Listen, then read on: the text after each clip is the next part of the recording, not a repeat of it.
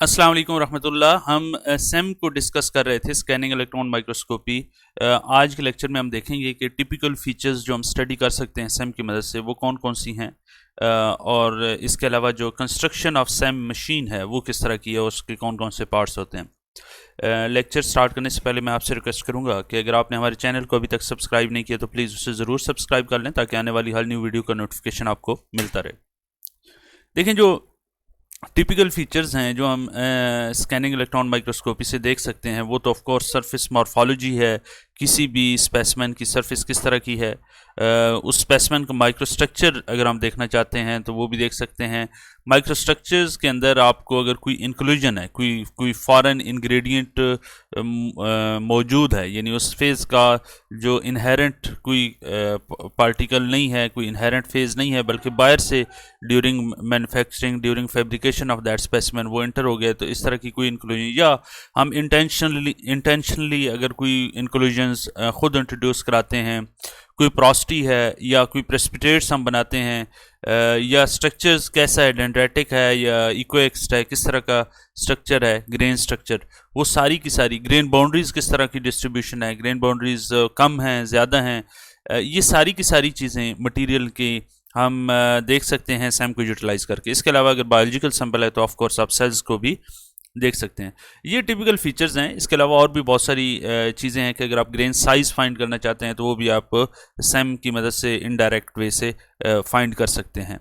आगे चलते हैं और देखते हैं कि हमारे पास जो सैम है इसकी बेसिक फीचर्स क्या क्या हैं। इसकी जो रेजोल्यूशन है ये अप टू 1 नैनोमीटर है। इट मीन्स दैट कि it has very very higher resolution, यानी अगर दो पॉइंट्स के दरमियान 1 नैनोमीटर का डिस्टेंस हो तो it can resolve these two points separately. तो ये बहुत बड़ी रेजोल्यूशन है इनफैक्ट, और उसकी वजह यह है कि हम इलेक्ट्रॉन को यूज़ कर रहे हैं। इलेक्ट्रॉन चूँकि बहुत टाइनी पार्टिकल है और stream of electron, higher energy stream of electron हम यूज़ कर रहे हैं, जिसकी वजह से हम ये हायर रेजोल्यूशन गेन कर रहे हैं। इसके अलावा अगर आप सैम्पलिंग डेप्थ देखें तो अगर सैंपल, ये आपके पास सैंपल है तो इसकी 1 से 5 मिलीमीटर तक हम इस इलेक्ट्रॉन पेनिट्रेट कर सकता है। ऑफ कोर्स सरफेस से सेकेंडरी इलेक्ट्रॉन, उससे नीचे बैक स्कैटर इलेक्ट्रॉन होंगे और नीचे से एक्सरे जनरेट होंगे।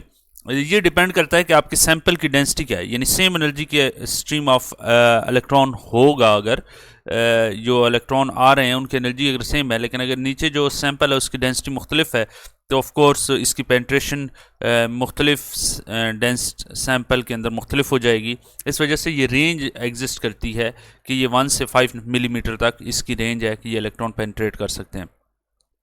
इसके अलावा इलेक्ट्रॉन की पेंट्रेशन डिपेंड करती है कि आपने कितना एक्सेलरेटिंग वोल्टेज दिया है इसको, जो इलेक्ट्रॉन्स आ रहे हैं इन्हें कितना आपने एक्सेलरेटिंग वोल्टेज दिया। ऑफ कोर्स उनकी वोल्टेज पे भी डिपेंडेंस होती है। ये जो बीम ऑफ इलेक्ट्रॉन आ रहा होता है इसकी स्पीड का, इसकी पेंट्रेशन का, एक्सेलरेटिंग वोल्टेज पे बहुत ज़्यादा डिपेंडेंस है। तो ये दो मेन फैक्टर डिटरमिन करते हैं कि ये कितनी डेप्थ ऑफ पेंट्रेशन होगी। सैंपल एरिया जो हम एनालाइज कर सकते हैं वो less than 1 millimetre to 100 millimetre, यानी आपके पास जो सैंपल का एरिया है, स्पेसिमेन जो आप रखेंगे वो लेस देन 1 मिलीमीटर तक आप कर सकते हैं। ऑफ कोर्स आपको देखना पड़ता है कि जो इलेक्ट्रॉन का बीम है वो बीम की विड्थ क्या है। अगर तो वो बीम इस तरह का शार्प है तो आप लेस देन 1 mm जा सकते हैं, लेकिन अगर बीम की विड्थ ज़्यादा हो रही है तो ऑफ कोर्स अब अगर बीम की विड्थ इतनी ज़्यादा है तो चाहिए ये कि हमारा सैंपल भी इस बीम की विड्थ से ज़्यादा हो। तो इस केस में हम 1 मिलीमीटर से बड़े साइज़ डायमेंशन का सैंपल हमें प्रिपेयर करना पड़ेगा। अगर ये हम नहीं कर सकते तो हमें बीम को ज़्यादा से ज़्यादा शार्प करना पड़ेगा और ज़्यादा फोकस्ड होना पड़ेगा, ज़्यादा एक्सेलरेटेड वोल्टेज हमें यूज़ करना पड़ेगा।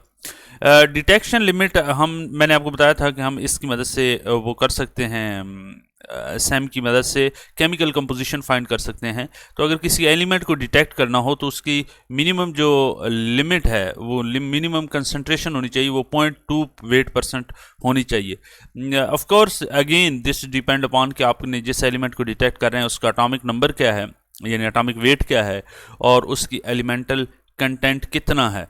तो ये मिनिमम इस पे है कि ये होना चाहिए ताकि हम सैम से इजीली डिटेक्ट कर सकें। अगर इससे कम हो तो ऑफ कोर्स फिर हम सैम के अलावा और ऐसी टेक्निक एग्जिस्ट करती हैं जिससे हम केमिकल कंपोजिशन फाइंड कर सकते हैं, तो फिर हम वो करेंगे। ये थी कुछ फीचर्स सैम की जो हमने डिस्कस करनी थी। इसके अलावा अगर ये देखा जाए कि जो सैंपल है, आपने सैम करते हुए जो सैंपल यूज़ करना है वो किस टाइप का हो सकता है, तो एनालाइज सैंपल यहाँ पर सैम के लिए इसकी सॉलिड फॉर्म भी हो सकती है, बल्क भी हो सकता है, नैनो स्ट्रक्चर्स, थिन फिल्म हो सकती हैं, पाउडर, पैलेट, ऑर्गेनिक, इनऑर्गेनिक, हर तरह का सैंपल आप इसमें यूटिलाइज कर सकते हैं।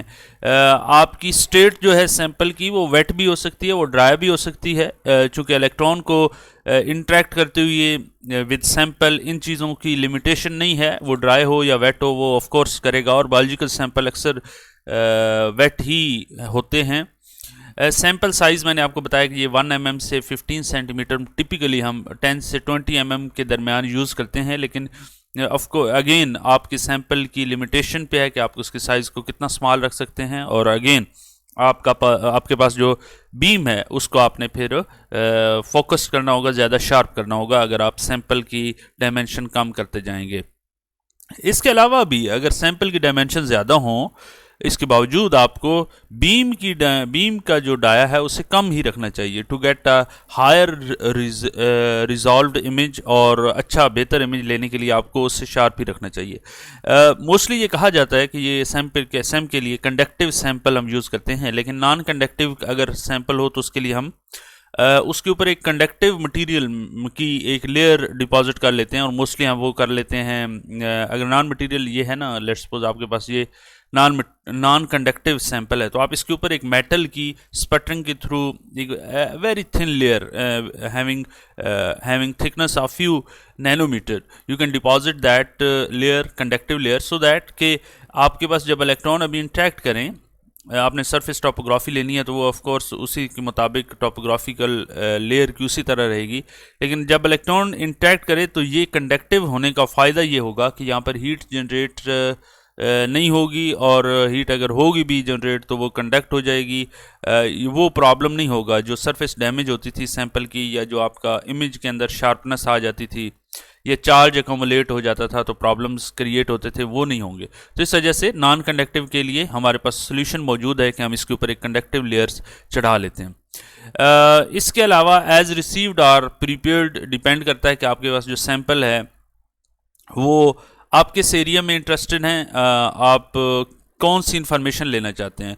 तो आप एज रिसीव्ड सैंपल भी यूज़ कर सकते हैं, आप प्रीपेयर्ड कंडीशन में भी कर सकते हैं। आप उसे सेक्शन करते हैं अगर आपने प्रिपेयर करना हो। प्रिपेयर मींस कि आप उसे पहले रेडी करते हैं कि आप उसे सेक्शन करें, उसको फिर ग्राउंड करें, ग्राइंडिंग वगैरह करते रहते हैं, फिर आप पॉलिशिंग करते हैं, एचिंग, और फिर उसके बाद आप मेटेलिक कोटिंग करते हैं in case of non conductive sample. तो ये सारी कंडीशंस होती हैं सैंपल प्रिपेयर करते हुए। सैम का सैंपल जब आपने प्रिपेयर करना होता है तो आपको ये वाला प्रोसीजर फॉलो करना पड़ता है कि आपको सैंपल को पहले ग्राइंड करना पड़ता है विद डिफरेंट ग्राइंडिंग पेपर, उनकी मुख्तलिफ ग्राइंडिंग पेपर को हम करते हैं, और जब उसके बाद पॉलिशिंग करते हैं, पॉलिशिंग के बाद एचिंग करते हैं, और एचिंग के बाद हम उसे कोट कर लेते हैं किसी, तो उसके बाद हमारे पास अच्छा में जाता है। ये था अबाउट एनालाइज सैंपल।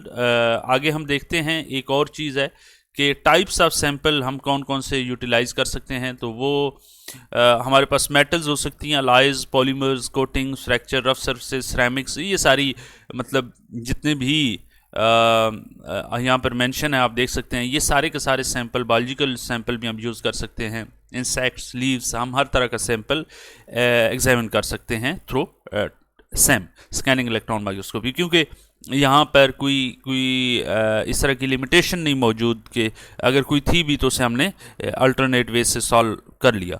ये था हमारा आज का lecture about basics, some basic requirement about doing an experiment on scanning electron microscopy. अगले लेक्चर में हम डिस्कस करते हैं कि जो स्ट्रक्चर ऑफ सैम मशीन है वो क्या है और उसमें कौन कौन से कंपोनेंट होते हैं। मिलते हैं अगले लेक्चर में। Thank you so much.